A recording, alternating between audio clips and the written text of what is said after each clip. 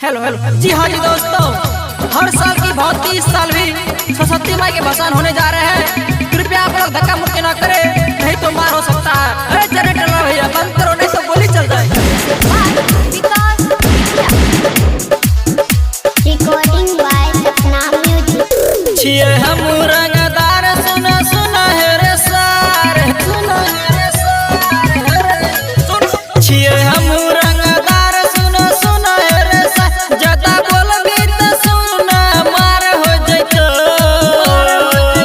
छिए सरस्वती हरे, छिए सरस्वती माई के बसान, बोलबी तो गोली फायर हो जइतो।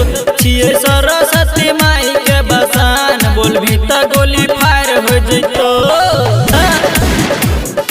रे सोचा रे त्रिशवा रंगदारी करबे यार, एगो रंगबाज के करे जोनै छ, एकरो पे रंगबाज छिके यहां के केकरो नहीं चले जे, सुन ले बच करो, सुन ले ना ढेर रंगदारी करे जा। सुन ना गो मोहम्मद की कहै सुन, चल तो ने के करो आज रंगदारी, ढेर रंगबाज बने छ, एकरो रंगबाज मत की कर देबो सार, छिकिए बसान आई देबो गोली मारी। रे रे मनवा रुक, गोली चल पे रुक, चल तो ने के करो आई रंगदारी, छिकिए बसान आई गोली देबो मारी। सब चल मगन आई रंग बदले बन, ज्यादा बोलबी तो गोली फायर हो जइतो। सरस्वती माई के,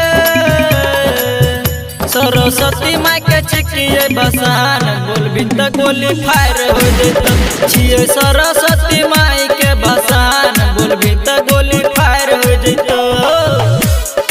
अरे ये पुलिस के बात करे जा, हमरे पुलिस प्रशासन चले जे, सुनला कितना के लोग मर्डर करे बैठे गेलिए, नेता विधायक हमरा सलाम ठोकै छै, हमरा केकरे से डर छै, सुनला कि नै देख आगू की कहै छै सुन।